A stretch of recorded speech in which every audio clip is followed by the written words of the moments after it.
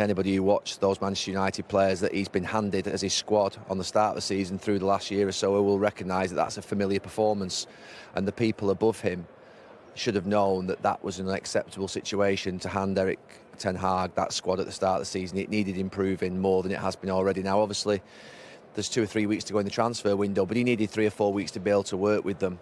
And I'm sure there's an element of every new coach that comes in thinks they can do better with the players that are there than the last coach because they believe they're a better coach, and that's probably the case with this. But the reality of it is I think he's seen what those players are today.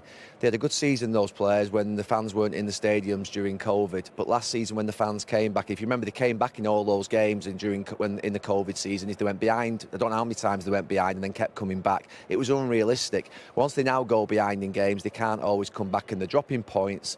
And I don't think any Manchester United fan, any pundit, anybody who's watched this team over the last 12 months, seen those same players playing in the same positions, expected anything different than they saw today. Erik ten Hag will be disappointed because he saw promising signs in pre-season, but the reality has hit home.